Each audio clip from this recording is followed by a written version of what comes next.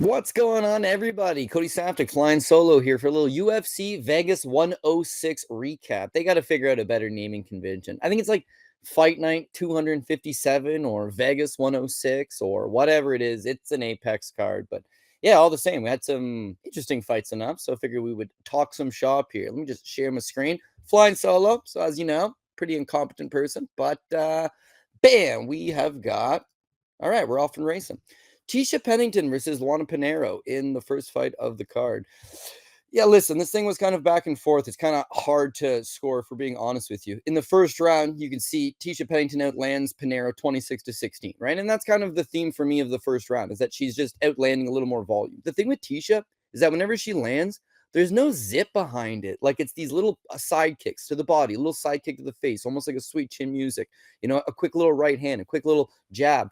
She's throwing the most power she can. You can see she's winging some of these right hooks, but even when they land, they just don't do a whole lot. I scored the first round for Tisha, super close. The optics at the end of Tisha slipping, Pinheiro getting on top, Pinheiro ending the last 8 seconds on top, that looks good. But you see Tisha put her hands up. She feels she won. I feel she won. Second round, a lot closer. Pinheiro outstrikes Tisha 20-18. Again, goes 0 for 2 in those takedowns, but she's attempting takedowns. She's coming forward. She's landing slightly better shots. To Pinheiro's credit, it did feel like more volume was coming from Tisha, but whenever Pinheiro would land, a little more zip, a little more, oomph behind some of those strikes. So this thing could be, in theory, this thing could be 1-1 going into the third, which I kind of believe it is. It could be 2-0 Tisha Pennington, who won the first and the second. It could be 2-0 Luana Pinheiro. Sitting at home, you kind of have a vibe of who you feel is winning. But if you go on the net, it's a completely different vibe. And we don't know what the judges are thinking. So the third round's everything to fight for. And then Tisha comes out in the third round, gives up 5 takedowns in round 3, but quick scrambles back up every time, doesn't give a whole lot of control time. Luana Pinheiro's mostly just looking to hold on. It was weird that she had so much success getting those takedowns in the third when she was tired, but couldn't get Pennington down in the first or second, really, when she was a little fresher. But anyways, those didn't matter because she only landed 4 significant strikes to the 19 from Pennington. And then this thing really is a toss-up. I could see it going either side. If Pennington was to lose, I wouldn't scream robbery. I feel she won, but I'm not going to scream robbery about it. I just need the judges to get this one right to kick off the card, and then they do. They end up awarding it 29-28 across the board for Pennington. Close fight, competitive fight. Do you go for control time from Pinheiro, or do you go from the actual damage landed from Pennington? And when you say damage, there's no damage. It's strike accumulation versus control time accumulation. I don't know. Slight edge for Tisha Pennington, and they end up giving it to her. Hung Sung Park versus Carlos Hernandez. So let's just get this one off the bat. It was a bad pick. And it's on the PRP line, and he's my 11th most confident. Sorry, he's the 12th most confident play on the card. You could have just passed. It wasn't like I'm telling people, bet this man, but I did pick him. And I'm okay with picking a guy who loses but is competitive, or it's a tight fight, dog that fights for your money. Hernandez got wrecked, and I mean absolutely wrecked. Park, to his credit, when we watched the weigh-in show, it didn't look like there was some significant size advantage to me. And then when they stepped in the cage, there is a significant size advantage. Park looked a full weight class heavier than him. Hernandez is a little bit of a generalist. He can strike generally okay. He can wrestle a little bit. He can grapple a little bit, but he's just not good in any one area. And then Park just exposed him quite literally in every area. He stood with him to start. He landed the better shots. He really hurt Hernandez a few times. Nice uppercut there. Hernandez did a good job to take the shots, but you can see visibly he's getting hurt. And then an easy money takedown from Park follows right after. So I smoke him in the striking. It's non-competitive. I easily take him down. I easily transition to his back. I easily grab a rear naked choke. And the only sad thing here is for Hernandez, it's not a consecutive losing streak. He was coming off a win. It does put him at 1 win and 3 losses over his last 4. But if you roll back to he taps and then he puts his head down in like thought, like a deep thought. And they come over to him and they're like, "Are you okay?" And he's like, "Yeah, I'm okay." It's as if he knows my career is done. Not his career is done in the sense that the UFC is going to release him and he can't go fight somewhere else, but his career is done in the fact that his next fight will likely not be for the UFC. He will make $4,000 somewhere random, and then that's about it. I mean, Hernandez is starting to get there, a little older in age. It's an unforgiving division. he just doesn't got it, against fundamentally okay strikers. He's struggling against guys that want to take him down. He gets taken down almost every time, and he's got a knack for as soon as you take his back, he just gives up that rear naked choke. So zero improvements out of him. For Park, it's a solid victory. It, builds up a little hype. He made Hernandez look really, really bad, and I think that's impressive enough as it is. So, kudos for Hung Sung Park for getting the job done. Absolutely slaughtered Carlos Hernandez. Elise Reed versus Denise Gomes. Money lines are a funny thing. So she's like minus 500, minus 600, minus 700. And everybody that I speak to, every hot take I see online, ain't nobody took Elise Reed. Ain't nobody took Elise Reed. Nobody. Nobody wanted to be a contrarian on that one. So it felt like maybe Gomes should have been minus 1,000, minus 1,200. And even though you would never pay that for a women's MMA fight, she looked every bit of that. Now, we discussed how Elise Reed's got a submission deficiency and Gomes doesn't really take girls to the ground. And how is this fight going to get to the ground? But when you're that much physically stronger than somebody who's constantly just backing up and doesn't really want to engage you, your moments are going to happen. And you saw Gomes, she's landing some good strikes, but she mixes in a couple takedowns, and they're easy takedowns. I move forward. She's naturally going to move back. Instead of Reed moving laterally, she just kept moving straight back, which would allow Gomes to get her up the cage. As soon as Gomes would get her up against the cage, it was just a natural, I'll punch myself into the clinch, I'll hit a duck under, I'll drag her to the ground. So she was easily able to beat her on the ground. And then standing, I mean, she just unloads a barrage. Elise Reed is not a quality opponent. It's not something that you would say, oh, what a huge win. But to Reed's credit, nobody knocks her out, and nobody knocks her out 4 minutes into the round as she's trying to, retreat off her back foot. So it's a quality win for Gomes, who probably still is lacking a bit of a ground game. But when you're that hyper aggressive, you're very physically strong, and you got a short stature. You're short. It's hard to get under them. They're constantly moving forward. We've likened that style to, John Lineker is probably the most famous example. If you're just short, you're stocky, you can come forward, you can wing punches, even fighters with a reach advantage, fighters that are a little more technical, the constant having to move back, the constant having to retreat, the you crashing the pocket and landing some of those big hooks, it's going to totally change the tide. Jessica Andrade used to fight like that. I think she's a little long in the tooth. Denise Gomes might be that next logical version to fight that style and just march you forward and beat you up. So I'll be honest with you, first 4 fights on the card, you got 3 women's MMA fights and an underdog shot that I had that just got absolutely smoked out of the water. So through the first 4 fights, this card's, pretty lackluster. But then we get to Yadir Delval versus Connor Matthews. Now, where I did screw up with this one is I kind of thought Yadir would go a little bit longer. I had some round overs. I thought maybe he could win a decision simply because Connor Matthews not good. But Connor Matthews durable. Connor Matthews been in there with guys that have knocked him out, certainly, but guys that have had to work for it. And you've seen him in a lot of exchanges. He takes a big old shot to the face, and he's able to wear it. In his last fight, he was trying to mix in wrestling. Not that it really worked for him. This guy's he's not good. He's not good at anything. He's not a good striker. I know we talked about Hernandez being a generalist.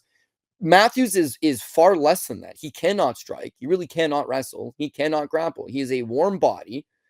Because he's a New England cartel guy, he's one of those Massachusetts guys, that whole like little East Coast scene, these guys are tough. And that's about it. Not saying some of them aren't technical, some of them are tough and technical, but a lot of them are literally just tough. That's it. Connor Matthews is one of those guys. So Delval takes his shirt off, and you see this guy took his training camp extremely seriously. He's Cuban, so he has amongst the best genetics going, and he's been stateside for a while. It's that he only has 2 career wins by knockout. So I didn't really think that he would knock out Connor Matthews and then, out-grapple him, sure, but out-grapple him that easy, I didn't necessarily foresee it. We knew Delval would win. Delval ends up being a second-choice guy. I would have put him on the first ticket all day long, but he's minus 600. So who do you put on the top ticket? Morales and Delval, 2 minus 600s? I can't get anything out of there. I was forced to put a value play just slightly ahead of him, but Delval was the goods. He was the goods in this matchup. Now, how does he grow from here? Well, he is 28 years old, so he's not super young, but guy's in great physical shape. He's fast. He can strike. He's got a nasty little ground game. He dispatched of Connor Matthews like absolutely nothing. And there's a bunch of bottom feeders on this roster that he would do the exact same thing to. So they should allow him to grow, maybe get him 2, 3, 4, 5 nice wins. And then he's going to start taking on some contenders. How does he fare against the contenders? Well, we really won't know until we see him against them. But still, this was a great coming out party, a great UFC debut. Made it look easy. Absolutely smashed him to smithereens. Thiago Moises versus Jared Gordon. Not gonna lie with you, it's another one that like, oh yeah, we're on the right side when we like Jared Gordon. Just didn't see it happening like that. So kudos to my man Paul Shaughnessy. He's like, you'd have to be a fool to bet Jared Gordon by decision because it's plus 115. Whereas Jared Gordon straight up was like even money, right? So you're gaining 10, maybe 15 points to take him specifically by decision when the money line just covers anything that can happen. And quite frankly, it's MMA. Anything can happen. Now, is Jared Gordon going to submit Thiago Moises? No. Is Jared Gordon going to knock out Thiago Moises? Highly, highly unlikely. And then boom, he does. The way the fight started, that's how I thought it was going to go. I thought Jared Gordon was a better wrestler than Thiago Moises. Moises being a BJJ black belt, sometimes he invites you taking him down because he's okay with wrestling or he's okay with grappling off of his back. Thing is, Jared Gordon is also a BJJ black belt, and he's just like a tough, rugged guy. Paul and I talked extensively about how, yes, he lost the fight to Paddy Pimblett, but he controlled him in all the clinch situations and pinned him up against the cage for the better fight of the better part of the entire fight. Pimblett, huge for the weight class, good grappler. So for Moises, initiate him in the clinch, take him down, work him from that position. And that's exactly what he did. And that ended up proving being very successful, right? He's able to just take him down, ground and pound him, beat him up. And then, I don't know, Thiago Moises off day, Jared Gordon on day, he just absolutely puts a beating on him and takes him out. So nice little knockout for Jared Gordon, who's getting a little bit older and he's getting a little bit slower, but he's fighting some of his best fights right now. He's a really big problem for a lot of the guys in the division at that fringe 15, maybe just outside of the top 10 level. Jared Gordon's going to give a lot of guys problems. And for Thiago Moises, like you got to feel from a little bit, it's like win-loss pattern. You know, he loses to Benoit Saint-Denis, beats Minch Ramirez, loses to Ludwig Klein, beats Trey Ogden, loses to Jared Gordon. Like he's just not really able to get any sustained type of momentum going. He's still young for the amount of experience and pro fights that this guy has at the highest level. He's like very young still, but you don't see any improvements from him fight to fight, because striking maybe gets like marginally better, slight as bit. His wrestling never improves at all. His jiu-jitsu really doesn't improve that much either, if we're being honest with each other. So he's a low volume guy, and against Jared Gordon, it was a bad style clash. Should I have put Jared Gordon a lot higher? Yeah. Well, hindsight's always easier to say stuff like that. But no, I was happy with what he did and what he brought to the table. I just didn't think he was going to absolutely run through Thiago Moises like he didn't even have a pulse, which is what he did. So quality work for Jared Gordon. Matus Camilo versus Gabe Green. Again, I kind of thought that this thing would get maybe into the deeper waters. That kind of covered me that if Gabe Green loses, that I thought he would lose a decision. I thought if he won, he could also win a decision. But Gabe Green, another guy that just impressed a lot more than you thought he would. He was the pick. We're happy to hit that underdog money on him, but he looked way better than I thought he would look. Dropping down to 155, that was the key, because we had been really adamant about the fact that this man's fighting in the UFC at 170 pounds, going the distance with guys like Ian Gary or D-Rod, Daniel Rodriguez. Sure, Brian Battle smoked him out of there, but it was an overweight Brian Battle in short notice and blah, blah, blah, blah, blah. You can make guys excuses, right? You're not just making excuses. It's all in your head. It doesn't exist. A guy's fought good level of competition, taken 2 years off to clear the cobwebs, dropping down to 155 as natural weight class. Those are all good things. Then you see him on the scales. God damn, this guy took his strength and conditioning really seriously. Now, I don't know if he's going to fail his post-fight drug test. I also don't care, because the ticket gets graded before the drug test gets graded. So it don't really matter to me. Thing is that I didn't think that Green would just have his way with him. Now, the first round was competitive. Don't get me wrong. It seemed like, I don't know, maybe Green's just like a step behind Matus Camilo in like speed, let's say. Camillo's a young guy. He's 24 years old. He's like 10 years younger than him or something like that. This is his UFC debut, but this is why you don't buy the hype. This kid's done absolutely nothing to merit big favorite status. He was not on the Contender Series. He did not beat a UFC veteran guy. He beat a guy that begged Dana White for a shot. Dana says, sure. The fight happens on a Dana White looking for a fight in Korea. Dana does not even attend the show. He watches the broadcast on a computer and says, oh, that's the guy that we said we would sign. Oh, he lost. Well, we'll just sign the other guy. And bam, that guy's now in the UFC as like a 2-1 favorite over a 5-fight UFC veteran who went the distance with Ian Gary at 170 pounds.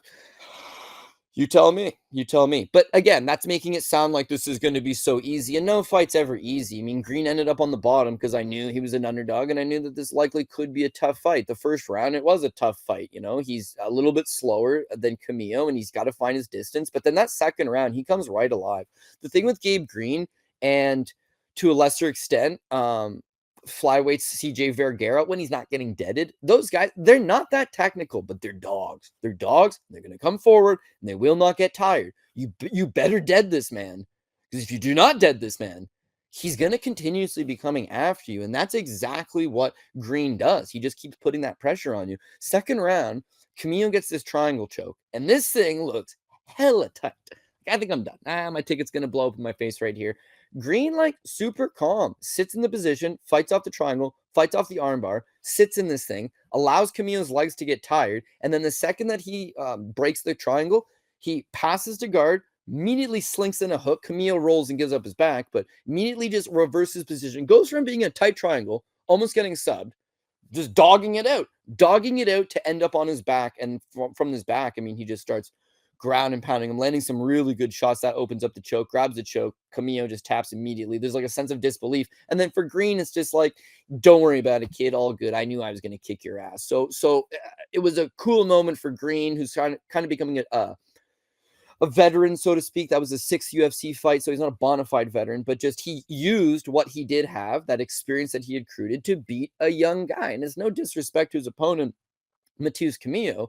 He still could be okay, but just not right now. He's an unpolished version of himself right now. He's Green. He should be fighting other guys on the Contender Series. Hell, he himself should be on the Contender Series. But to say fight in the UFC, that's a little bit much. To say fight a 5-fight UFC veteran also seems, tough. But Gabe Green had a lopsided looking record. They thought he was bad. He's not bad. He's not bad at all. So that one was kind of like a nice underdog hit. I think it's the only underdog in the entire card that did hit, so it was good to be on his side. Moving on, we got Mel Costa versus Julian Erosa. Now, let's just be clear, right? So the card starts off, well, I got Morales at the top. I think he's going to win, and there is a natural hedge-out option if you want to take it, just because it's the main event. There's huge money on the other side. Second line, we got Delval, right? And we got him with Gomes, because 2 600 minus 600s, but because they're on the second line, we got some value already. Here was the trickiest thing for me. I liked this card on a betting standpoint. I did. I really did. Talked about it over and over again. I thought that there was going to be some leans here. Thought that we could find some good bettable spots. When it came time to putting the PRP together, when it came time to putting my best parlays together, I struggled. I struggled mightily. I struggled in that, who do I put at the top? Gomes is a lock. Morales is a lock. Delval is a lock.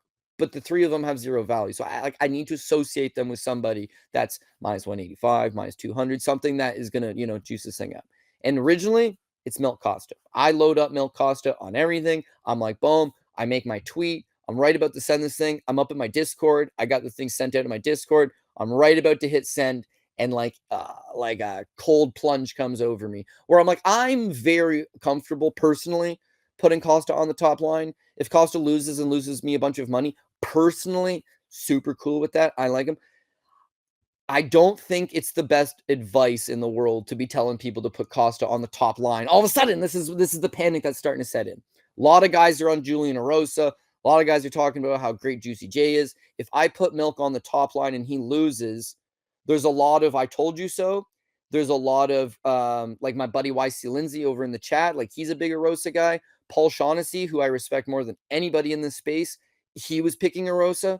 So for me to put Milk Costa at the top, if he's to lose, it's bad for the reputation. And it would have been bad for the bank account if he loses as well. But personally, my bank account, I don't care. Those are my choices. I don't want to hurt somebody else's bank account because my bravado, my brain said this is an easy fight for Costa. Or not easy, but he will win this fight.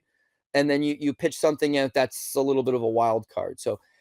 So this freeze comes over me and I'm like, oh my God, I can't do it. I'm going to play the shit out of it. But like, I can't give that advice to the people as like, this is the best advice I got for you. So I switch him out at the top for Ruziboev. And that's why Costa ended up on the third line and Ruziboev was on the first, is I skipped the second line altogether. Gomes stayed with Delval. I just flopped. I flopped Ruziboev at the top thinking Ruzi's going to knock out Stoltzfus, probably just intercept him with something down the pocket. There's a lot more love for Ruziboev this week. The price, although 40 points worse than Costa, Mimi felt a little bit sharper, I guess, in the moment. So I switched it. And so when this Milk Costa fight rolls on here, it was like high stakes for me, but also I was like, if Milk now wins and Ruziboev loses, personally, I'm gonna feel like an idiot. But I don't know. It's the game, and I never got into this to give people picks and be like, you got to pick this guy. I got into it to give you advice. Be like, this is who I like. This is who I think is going to win. This is how I think they're going to win. This is how I think they could lose. These are the possibilities, and then just have you make the choice at the end of the day. Some people do that. Some people take the advice and they make their own opinions. Some people don't. So I don't know. Like right before I hit send, it almost felt borderline careless, and I was like, I got to do something about it. So we roll into Erosa versus Milk Costa, and I'm expecting this thing to be a close fight now. But of course, we're on Costa to get the job done. And this is a fun fight of the night as far as I'm concerned. Really fun scrap back and forth. Erosa, the reason why I was higher up on Milk is that Erosa just seems slow. Like when you watch the tape on him, he's doing some cool stuff. He's hanging out in front of you. He's cutting angles. He's moving that, tricky little footwork. He loves winging those hooks. And he'll come forward and put pressure on you. He'll throw a lot of volume. He just seems like he's a notch slower than the rest of the division. And guys will often beat him to the punch and hit him. Now, when we talk about he's chinny, well, Julian Erosa has been knocked out 8 times. He's also been knocked down 12 times. So part of me always says, the guy's chinny. The other part of me is like, this guy can really take a good punch. As long as you're not a bona fide power puncher. Rodriguez landed these 33 shots clean on the chin. Milk Costa landed 102. The vast majority of them were clean on the chin. Hakeem Dawodu, 74. Hakeem can strike. Charles Jourdain, 85. Jourdain can strike. Sean Woodson, not really a power puncher, but 106 significant strikes to the head. Most of them to the head. So Erosa's chin's really not that bad as long as you're not going to sit down on the punches. And in this case with Milk Costa, it's like, yeah, I mean, that's basically it.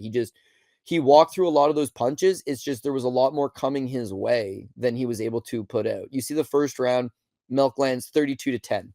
Now, it did look like Costa was starting to maybe slow a little bit, but Erosa is just constantly coming forward. I mean, what are you supposed to do? You have to backpedal because you can't just meet him in the center. Erosa did shoot 3 takedowns, got one of which. So now you're thinking, if I just explode with the combination, I'm getting taken down. You're trying to mind your P's and Q's and retreat, but Erosa fights with his hands low, and he's a step slower. He's 35 years old. So coming forward with your hands down and not really peacocking or moving your head at all, he's just getting hit.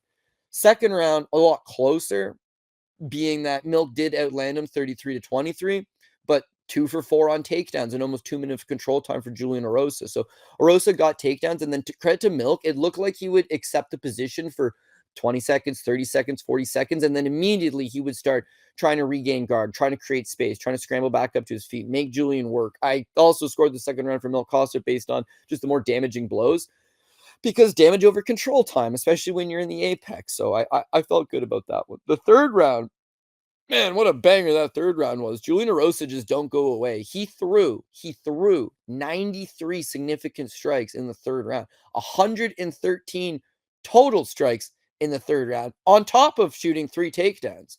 Like, the guy's hell on wheels. So if you're a GCJ fan, I see why. Unless you absolutely knock him out, he's going to fight for your dollar. He's going to come forward. He's going to be entertaining. But you have to be realistic in that he's now 35 years old, and he's just a little slower than he used to be. He's an amazing gatekeeper, right? This guy is a great barometer test for if you're a decent prospect, if you're a legit guy, if you're going to break into the top 15, then you should beat Julian Erosa. If you are a fraud, if you are someone that's not even a fraud, just like you don't have the skill set to really break in and be a factor within the division, Julian Erosa beats you. But, Costa's 7 years younger than him and on a solid little 4-fight winning streak. And this Shiley and Numbriaki fight, he looks like crap the first 2 rounds. And the third round, boom, he makes the adjustments. He gets the submission. This Feely fight, I kind of thought he looked stiff to start the fight out. Feely shoots a takedown. Beautiful little transition. Like, he didn't even shoot into the guillotine. Costa just makes the adjustments, pick it up right from there. I'm pretty sure it's from half guard as well. Chokes him out. Christian Rodriguez, prospect killer, milks the underdog, keeps getting back up, forces him to work, lands the better strikes. You can just see that even if it's not huge improvements fight to fight, he's fighting often. This is his 3rd fight already of 2025. He's making those improvements. And yeah, I don't know that he ever factors in the top 5 of the division or anything like that. But yeah, happy to hit a Milk Costa play there. And then that moves us into Ruziboev. So had I just stuck with my gut, kept Costa at the top, well, there's no pressure. We would have hit the top 2 tickets at this point, and everybody online would be cool with it, and then that's it. On a personal level, I'm cool with how things are going, but I do need Ruziboev to hit to make this a real good night. Well, of course, the main event as well, but starting with Ruziboev, do need him to hit, and then because that's what I ended up tweeting out, it's like this high pressure on Ruziboev. Well, what I will say here is that very similar to the Julian Erosa fight, Stoltzfus's chin checked out far better than I thought it would. Like, he's been knocked out by okay, so Ferreira threw 2 spinning back elbows, the second of which deaded him. And it didn't dead him. He hit the ground and he popped back up and they stopped it. And he was just like, okay, I'm hurt. But he was very coherent still. And then, Magomedov took him out as well in like 16 seconds. But, that gives you the perception that this guy is chinny. And the way that when you watch him fight, he usually wads into the pocket and it's just like, I wouldn't say hands low as much as it's like open. He's trying to throw hooks, right? He's trying to explode on a straight line at you.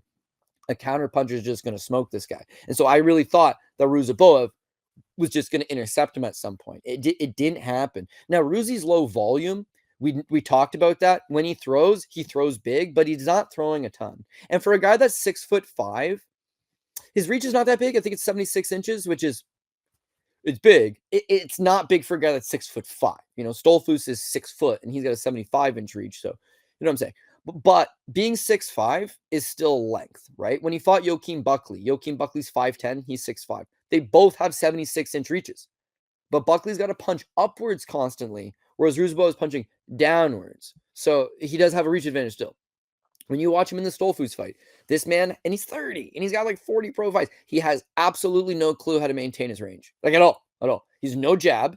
He has no, I'm going to stay to the outside. No teep up the middle to keep you honest. He mostly just bounces, and then he explodes forward with like a big old uppercut. Shuffle uppercut, left hook, straight right. Loves the left hook. I'll give him that. He's got a decent one. Can throw kicks. But he's often exploding himself forward, kills the distance, and attacks. And although it's fun to watch, it's like for a big, tall guy, you're not fighting the right game plan, man. Anyways, the first round, it's working because of the 13 significant strikes that he does land. He bombing on Stoltzfus. Like there's some big shots, right? But Dustin takes them all. So I'm gonna go, okay, well, we'll take him out in the second round. But kudos to him, his chin checks out in that first. I think we win the first. Oddly enough, Tristan Critchfield maybe from Sherdog. Somebody scored the first round for Dustin Stoltzfus that I'd seen, and I'm assuming it's because of the submission attempt. The thing is, the submission attempt was kind of horseshit. Like it was a guillotine choke, sure, and if it works, it works. But looks like Ruziboev is largely okay. He fights the hand. I know people will say it looked like he tapped, and he did that in the second round too. It looked like he tapped twice in the fight, but they're both times it's just one. It's like a smack in the ass. I don't know what he's trying to do, but it's just like a one. And when he does it in the first round off that guillotine, he does it. The ref says something to him, but you see he's moving his legs. The guy's obviously not out. He's not panic tapping. I really couldn't explain what he was doing, but it wasn't like he was doing it often. Did it twice. There's like a one tap. I don't know. In any event, Dustin Stoltzfus didn't let go of the guillotine choke. It just didn't get him anywhere. When Ruziboev pops his head out, he lands. I don't know. I just looking at damage. What's more appealing to you? Okay. One guy landed 5 strikes. The other guy landed 13. The 5 strikes that the one guy landed didn't really do my own little leg kick, little, shot up top. The 13 strikes were like pretty debilitating. He's landing big hooks and big uppercuts and, really, really wobbling you around. He gets the takedown. You end up with this guillotine choke. You're holding onto his neck, right? There's no significant damage from that. You didn't bust the guy's head open. You didn't cause him to flail all over the place. You grabbed his neck and you are squeezing it. You're giving a squeeze. And then he pops his head free. He's not saved by the bell. He's not, oh my God, he almost tapped there. It's, oh damn, guy went for a guillotine choke and it didn't materialize. So is grabbing a guy's neck and giving a little squeeze, is that more effective than getting punched in the face a bunch of times and wobbling around, having some visible damage on your face? I don't know how you score the first round for Dustin Stoltzfus, but I think we got it for Ruziboev. The second round to me is identical, okay? Ruziboev outlands him 11-2. Stoltzfus does get a takedown. Stoltzfus, it doesn't have him, it's got him 2 minutes and 13 seconds of control time, right? So the way it starts is Ruziboev smashing him up on the feet, okay? When that takedown comes from Dustin Stoltzfus, Stoltzfus gets it, and you can see as soon as he's on top of Ruziboev, the blood leaking all over Ruziboev because his face is busted open from the strikes he had eaten standing. Okay, fair. Then he gets like 2.5 minutes of control time, and then Ruziboev reverses, ends up on top, and ground and pounds him for the last minute and a half of that round. So to be honest with you, he got a minute 55 of his own control time versus 2:13. So what? We're 18 seconds difference. But I outlanded you 11-2 and busted you open and caused you to bleed everywhere. And so yeah, it's another Ruziboev round for me. So now we're going into the third, and I'm pretty confident that we're up 2-0. But I go online and everybody is sweating this thing. They think he's losing, or that he's going to lose, or that it's somehow 1-1, or that it's somehow a toss-up. And then their panic starts to panic me. What's going on here? Maybe I'm not looking at this thing clearly. So I kind of feel like we need the third round. And the third round I scored for Dustin Stoltzfus. But as a whole, it's 29-28. I think we got this pretty clear. They announce it 30-27, 29-28, 29-28. I'm pretty happy with that. One guy gave it all three. Super cool. The other two got it accurate. Win the fight. But then again, I go online. It's like, oh my God, what a sweat. What a grease. Can't believe we got that one. Woof. I'll take it. It's just like, I don't know, man. I thought we won. One judge thought all three guys won. And that guy, it might not have been Tristan Crinchfield. Whoever from Sherdog that scored the first round for Stoltzfus realizes at the end of this fight, oh shit, I got Stoltzfus winning this thing because he won the third. So he actually puts Ruziboev winning the third round so that his ticket submitted to MMA Decisions reads 29-28 Ruziboev. He scored the first round for Stoltzfus and the third round for Ruziboev. But that's judging. And quite frankly, one of the judges also scored the third round for Ruziboev. So maybe they're looking at damage again.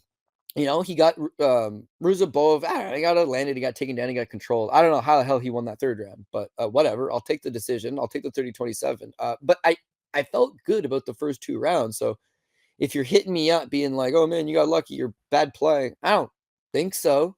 Is Ruziboev good? No. He'll get exposed at some point. You want to avoid that guy.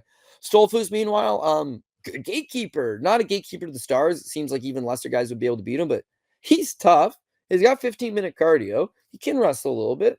He can strike a little bit. His grappling's okay. And then he's not just some chinny guy that's going to roll over in the first round. Like, I think for him to take all those shots, for him to be bleeding, for him to dig deep in that third round when needed, admirable performance from Dustin Stoltzfus.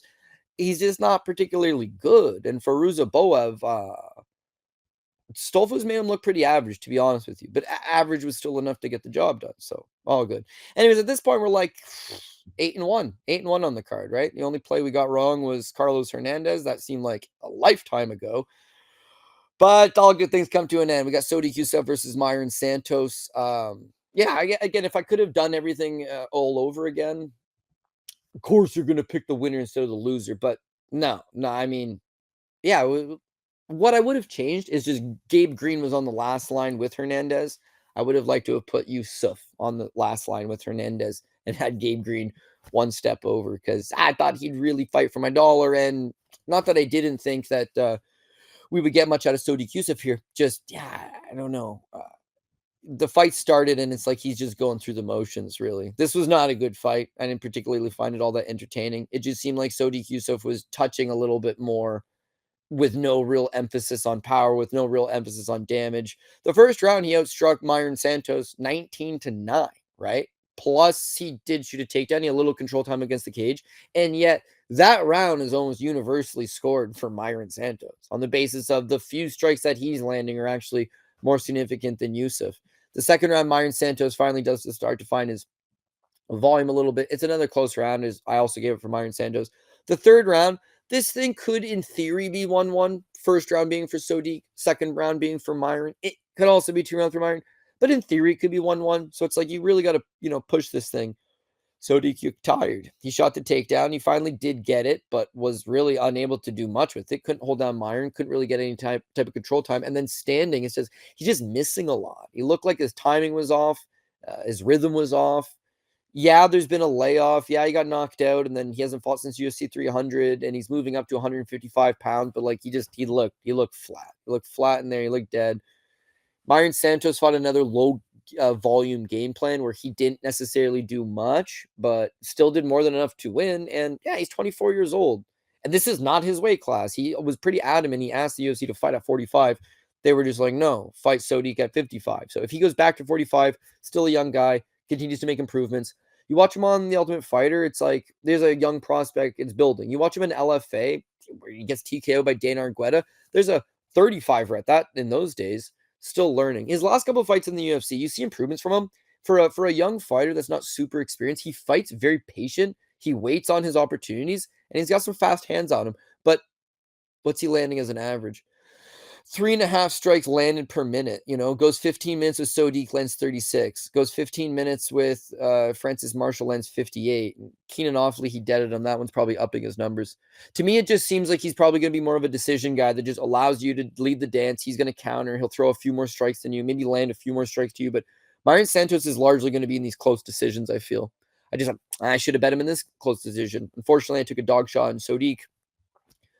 Sodiq looked awful. So yeah, Michael Morales versus Gilbert Burns in the main event, and this was an absolute beatdown of epic proportion. Burns, you can argue he's done. You can argue he's a lot older now, and he's had his run in the UFC. He's fought a lot of good guys, and he's just getting less and less competitive every time out. You could argue that Michael Morales is the future of the division, and that this is a guy with a 79-inch reach at 170 pounds. He's got a 3-inch reach advantage on Nursultan Ruziboev, who's 6'5". Just to put things into perspective, this guy's a real freak of nature. But Burns will never be in the Hall of Fame. Burns will never be somebody that people will look at as, the elite epitome of fighter. And they're wrong. He should be in the Hall of Fame. He should be viewed as one of the best. In that, I've never seen anybody with the balls of Gilbert Burns. Who has he ever turned down? And what I mean by that is look at these fights, okay? So he fights the past, right? He fights Tyron Woodley, a former champion, Kamaru Usman, former champion, Stephen Wonderboy Thompson, former, I don't actually think Wonderboy ever won the title, but, two-time challenger against Woodley. He fights the future, Khamzat Chimaev. He fights Bilal Muhammad, the former champ, the current champ, Jack Maddalena, the next title contender, Sean Brady, the future title contender, Michael Morales. Holy fuck, man.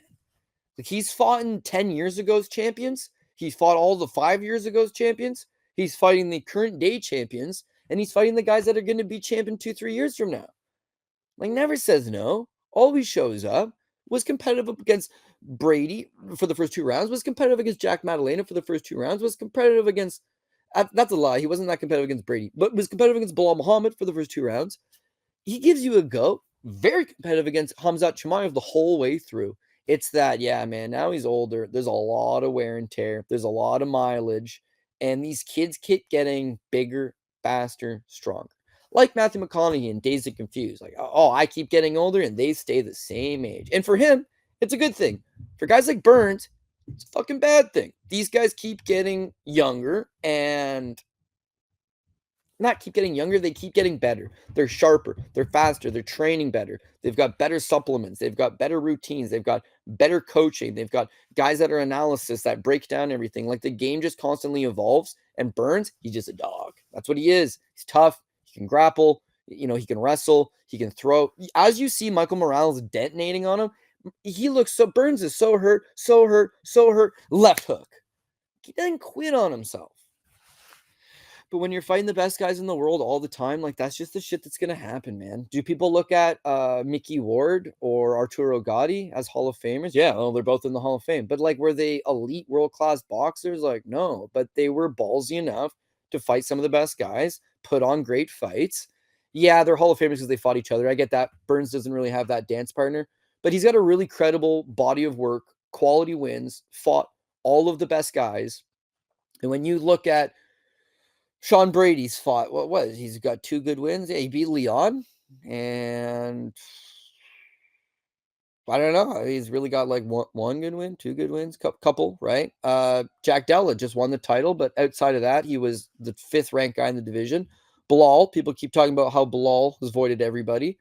Khamzat, fights once a year, and Kamaru Usman apparently too good to fight anybody these days. My point being is that there's a lot of, at the highest level, bravado, and you don't deserve this fight, and I'm not fighting you, and you need to win 2 more before I fight you. You see it all the time. Burns ain't that guy. It's refreshing. He got his fucking ass kicked. Let's be real about that. At no point was he competitive against Morales. Morales touched him up, beat him. He shot a nice little takedown, and Morales' judo is legit. Like, he's been doing judo since he says since he's 5. Both of his parents are black belts. He's been wrestling since he's 10, and he's huge for the weight class. It's like, taking him down ain't going to be the easiest thing going. You got to stand with him. And when he's got an 8-inch reach advantage over a guy like Gil, who's older and slower and doesn't throw straight, right? So it's how do you enter the pocket? I don't think anybody expected to look this easy, but Morales was the play, and he caps off the parlays. We're happy. I'm not. This wasn't a I'm sad for Gilbert Burns, but it was just like, whew, hats off to you, brother. You are a ballsy warrior, monks that you do not see at this level. You do not see in general. I see guys that are 4-25. They're ballsy guys, but they're just stupid. Like this guy went and prepared and fought the best guys going and gave his best account of himself. And I don't know. I'm spending too much time talking about Gilbert Burns. I hope he's not going to retire, but he's on a 4-fight losing streak. You're not going to just allow him to fight contender series guys or top 25 rejects simply because he makes a lot of money. He's got a big name. So I don't know what they do with him. But credit to him. Gilbert Burns, absolute gangster in his own right. Just wasn't his night. Not by a country mile. So, yeah, I'm really happy with how this card went overall. 12 fights. Sorry, one got canceled. Blotto got canceled. So it was only 11 fights. So I went 9-2 overall. Top 4 lines on the parlays did hit. There was a cancellation from Blotto. So your 9-1 probably paid close to like a 6.5-1. Regardless, I mean, it was a shitty Apex fight night and we came out of it good. On the regional side of things, yeah, that Brave CF card, same shit, right? So I don't know. We're having fun with it. You're not going to win every pick. You're not going to hit every prop. You're not going to profit every single event. But the goal here is to win more often than you lose. And when you do win, to hit some plus money to offset those losses. If you're on this channel, you're hardcore. If you're listening to whatever long we're into this recap at this point about a shitty Apex card on a Sunday, then yeah, man, you don't need me to give you like these small little pieces of advice. It's like you already know all that stuff. The game is unforgiving at times, but you just move on from it. So there's no UFC next weekend, which seems wild. But yeah, again, if you're over on the Patreon side of things, there's like a ton of stuff. There's a LFA, there's a CFFC, there's a Tough Enough. Paul put up jungle fights from Brazil. I wouldn't touch that shit. If they have odds and he wants to look at it, that'd be on him. But like for the very least, Tough Enough and CFFC have my focus. And then we do greasy boxing as well. If you follow the greasy boxing threads, we have fun with that as well. So anyways, that's your UFC Vegas 106 recap. I guess I could go back on camera, make this a little more personable. Man, what a pain in the ass switching and talking at the same time. Paul complains about it all the time. Oh, whatever, Paul. But then you got to do it yourself. Totally shit. He gets the little box in box so you can still see the person and see the graphic. Clearly, I can't see anything. I just got that shitty graphic up. But anyways, recap's more of an audio thing anyways. What do you care to see my ugly mug for? But anyways, upwards and onwards. On to next weekend. As I mentioned, no UFC officially, but still tons of stuff for us to break down. So thanks to everybody who played. Thanks for everybody. Well, yeah, just, sending your kind words and your support as always. We appreciate that. This was officially like our first week on Bookie Beatdown with no ties to anything else, just doing our own thing. The video got some decent views. We got a lot of good support, and it was nice to hit a profitable one. So anyways, that's it for me. Wish you guys all the best, and we'll see you guys very soon. Cheers.